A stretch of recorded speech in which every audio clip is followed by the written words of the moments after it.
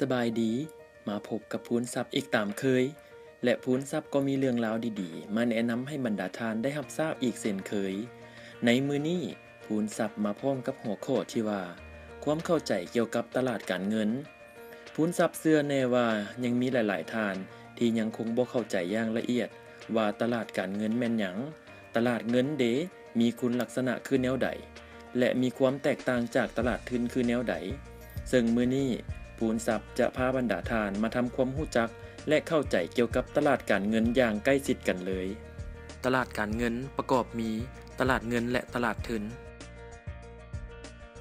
ตลาดเงินแม่นตลาดระดมเงินทุนแบบทางอ้อมซึ่งส่วนหลายมีระยะสั้นบ่เกิน1 ปี ตลาดเงินที่มีหลายและจะเป็นที่รู้จักกันดีในบ้านเฮาแมนบรรดาธนาคารธุรกิจสถาบันการเงินสหกรณ์ออมทรัพย์และกลุ่มท่อนเงินเหล่านี้เป็นต้นตัวอย่างบริษัทก่อสร้างขวาทางจำกัดต้องการเงินทุนเพื่อไปตอบสนองโครงการเป็นจำนวนเงิน500 ล้านกีบโดยการขอกู้เงินจากธนาคารธุรกิจใดหนึ่งโดยต้องชำระทุนคืนให้แก่ธนาคารภายในเวลา1 ปีพร้อมด้วยดอกเบี้ย15 ส่วนห้อยในขณะที่ผู้ที่มีเงินออมได้นำเงินไปฝากประจำ1 ปีจำนวนเงิน500 ล้านกีบเมื่อครบกำหนดก็จะได้รับเงินต้นและดอกเบี้ยอีก9 ส่วนห้อยตลาดทุนแม่นแหล่งระดมทุนทั้งกงระหว่างผู้ที่ต้องการเงินทุน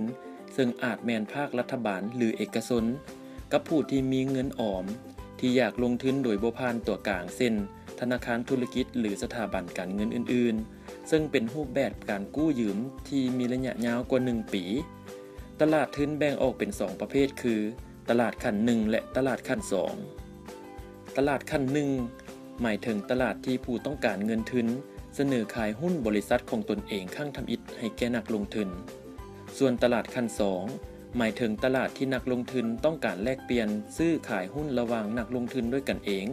ซึ่งเป็นที่รู้กันดีว่าแม่นตลาดหลักทรัพย์ตัวอย่างบริษัทหังมีสีสุขมหาชนต้องการระดมทุนเพื่อไปขยายธุรกิจโดยบริษัทดังกล่าวได้นำหุ้นของตนเองมาเสนอขายข้างทำอิฐให้แก่นักลงทุนซึ่งเอิ้นว่าการเสนอขายหุ้นข้างทำอิฐในตลาดขั้น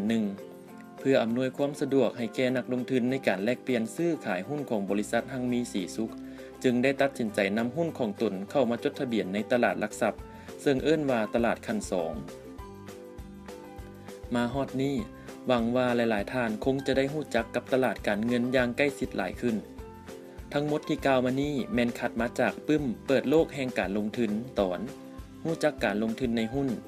สำหรับท่านใดที่สนใจข้อมูลเพิ่มเติมก็สามารถอ่านเพิ่มได้ที่ปึ้มเล่มดังกล่าวขอให้ทุกท่านจงเพลิดเพลินม่วนซื่นกับการสร้างความค่ำคูณพูนสุขให้กับชีวิตท่านโดยการลงทุนในหุ้นแล้วเรามาพบกันอีกครั้งในตอนต่อไปสำหรับตอนนี้ข้าพเจ้าท้าวพูนทรัพย์มั่นคงขอกล่าวคำว่าสบายดี